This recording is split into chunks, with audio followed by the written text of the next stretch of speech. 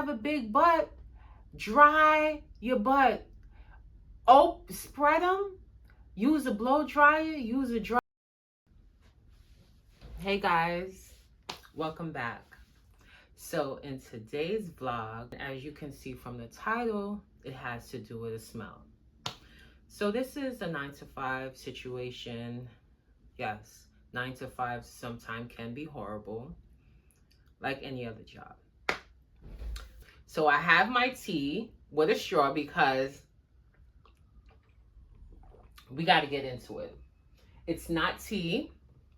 It's actually mushroom coffee. So you're going to have to come a little closer because we're going to get into it. So let's start. I'm going to set the scene. I'm at work. I have to go over to Alice. We're going to name her Alice. That's not her original name. Please note that the names that I mentioned today doesn't correspond with the person's actual name. I'm not going to disclose the agency, the company. I'm not going to do that. So I had to go to Alice. I had to go to Alice's office to do some work.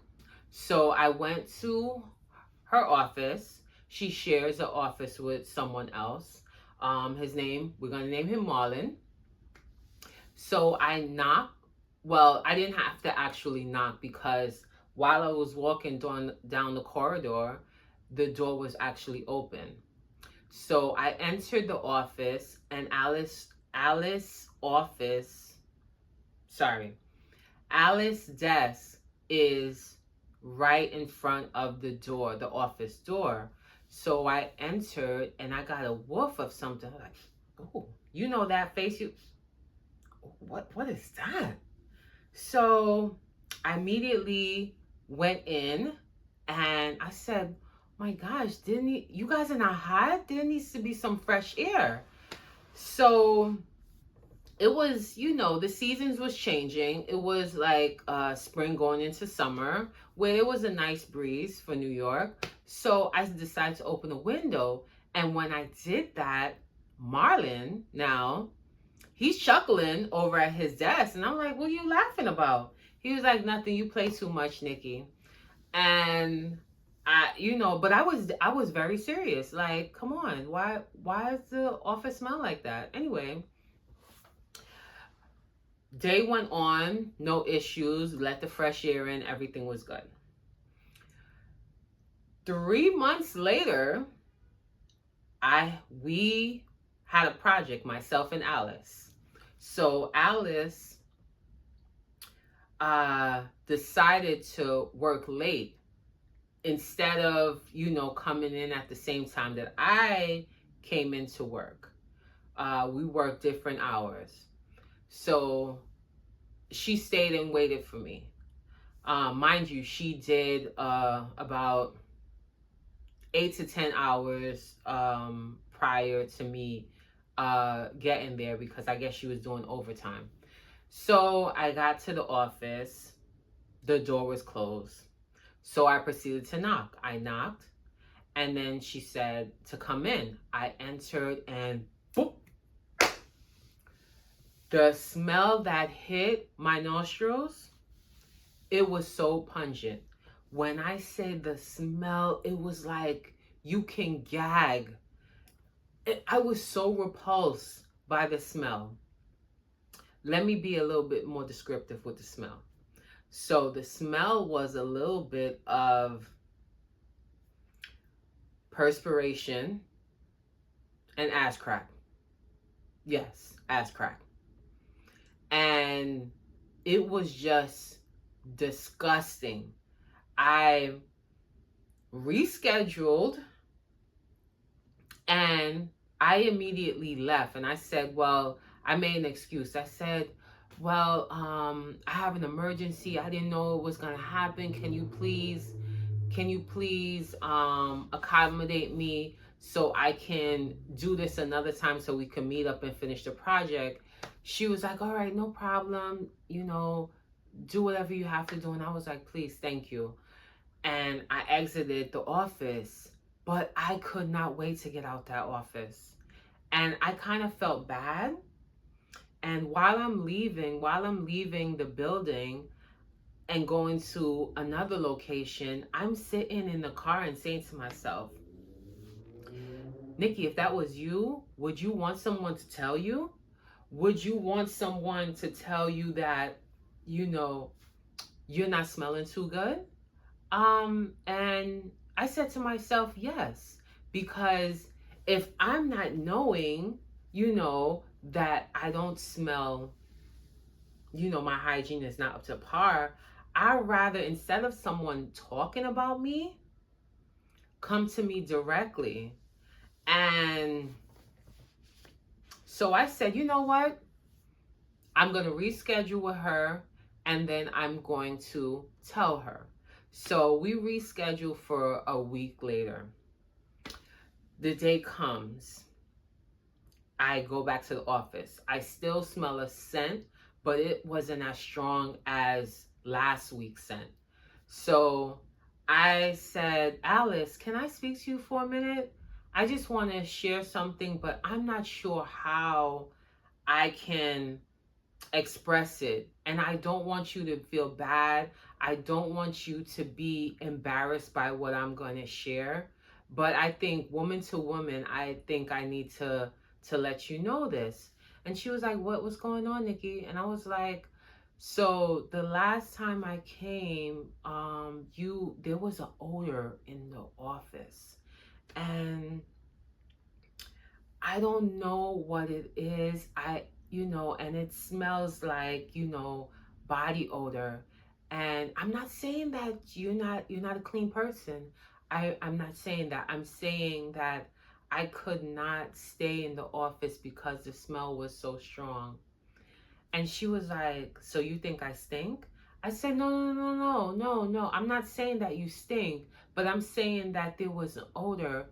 And I kind of smell the odor now, but it's not as strong.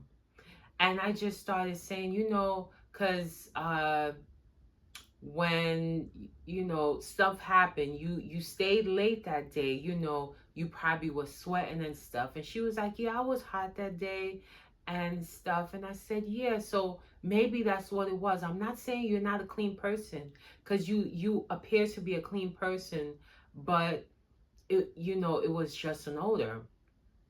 She said, thank you for telling me X, Y, and Z. 2 weeks later, I get a call from HR. I get a call from the director of human resources stating that there was a claim of harassment. And I said, harassment? Who, me? No. So I said, what is the circumstances behind the harassment complaint? And she said, well, it seemed that you were body shaming someone and you were talking about their appearance. And I said, what? That is not the case. So she told me it was Alice. And I said, no, no, no, no. Let me let you know what happened. I smelled an odor and I told her that it was foul in the office. And I said, I know you're a clean person, you're not a nasty person, and I think I should go to you woman to woman and let you know that there's a smell, and if you're aware and you can handle it, instead of other people smelling it and speaking ill of you. And she first was taken aback. I told the director she was taken aback by it, but she understood and she thanked me for coming. So I don't understand how it became harassment. So they stated that I need to, do some training on harassment training, which I had to do online. And they said, don't speak about this situation with anyone. Just do the training. I had to write a statement about what happened and whatever. And they said if anything comes up, I need to let them know. So a couple days go by, and I had to see this coworker of mine, and she started, giving me funny looks and stuff like that. And we had to be at a meeting, and she was sitting like on the other side, and she was with it was like a conference room, and the conference room was like an auditorium style where there's tables and chairs, and there it was like in a U shape. So she was sitting all the way on the right side, and I was on the left. So I scanned the room because that's what I do when I enter a room. I scanned the room as I entered, and I saw her talking to someone, and then when someone is talking about you because the other person looks and then they laugh like it was school age, like we're adults. What? You know? So they continue to do that. So the Nikki that I am, we had a break from the meeting, and I pulled Alice aside, and I was like, Alice, it seemed like you have a problem with me. And she was like, I don't have a problem with you. I was like, because were you just talking about me? I know I shouldn't have went to her, but I was compelled. Like, I felt like first the harassment complaint, then the snickering and the laughing and looking over like they're talking about me. I was compelled to say something. So I did say something. And I said it, and she was like, I don't know what you're talking about. I don't know what you're talking about, because you're the one that want to talk about people stink and people this, like you better than people. I was like, I'm not better than anyone. I thought me coming to you as another woman to let you know, instead of talking about you, to everyone like people do at the water fountain. No, I didn't want to do that. I wanted to tell you, what was going on. And she was like, I was very embarrassed by that. I felt that's disrespectful. And I was like, how is it disrespectful? So I said, you know what, Alice? I apologize. I never should have came to you. I should have left it alone, and I should have dealt with it another way.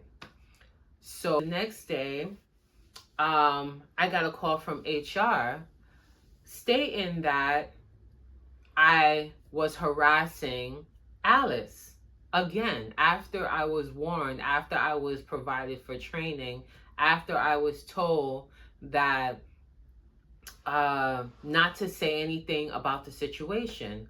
So now I had to tell them that I'm in a hostile work environment because I felt, because she stated because I stated that she has a foul odor to her directly. Now she's acting like I'm this mean girl, and then talking about me, and I felt uncomfortable. So I told the HR director I felt really uncomfortable about the whole situation, and then that I'm getting Snickers and stuff like that. So I was disciplined for going back to her and speaking of the situation, and which I shouldn't have done. Fast forward to a year later, I get a promotion from my job, and who do I have to supervise? Alice. Alice was so upset about my promotion, so upset about the fact that I have to directly supervise her. She requested a transfer. And I was happy because I was worried that I'm going to have to address this person if they're wrong for doing something. I'm going to have to work with, and she may file all kind of allegations with me. So when she said that she needs to remove herself because it could be a potential hostile work environment, I was so happy that she did that. She moved to a different sector. We didn't have no more communication. We seen each other occasionally at meetings, and that was that. And the real thing I want everyone, my community, to take back from this situation is that body odor and smell is a sensitive topic that if you're not familiar with the person, you should never directly go to them because you don't know how they're going to take it. You don't know if they're going to be upset. They may curse you out. They may want to fight. I didn't think it through. I just thought about it from my standpoint and how I would feel and how I would want it to be done. But I didn't consider the ramifications behind it. And the other point I wanted to mention is that we need to learn how to properly take care of our body. Mind you, if you were, if you're a person that showers all the time, a shower is not going to get you clean. Well, it's going to get you clean, but it's not going to have you smelling fresh. There are so many products out there for you to use after the shower. And people don't understand that. Like if you have creases, you have to dry between the creases. You have to get in all of that. And put deodorant in those areas because perspiration. And if you have a big butt, dry your butt. Oh, spread them. Use a blow dryer, use a dry towel, not a damp one, and dry it thoroughly. And they have deodorants for back there. My big booty girls, like myself, you know this. You need to take care of your hygiene. So that's the story of a horrible situation during my 9 to 5. I hope you like this story time that I had, and if you do, please follow for more and comment below if I should if you like this story time that I just expressed to you, verbally expressed to you, comment down below and let me know, and I will produce more because my 9 to 5, there's a lot of drama in that, and we all know that. Thank you for watching. Give me a thumbs up. Talk to you soon. Bye.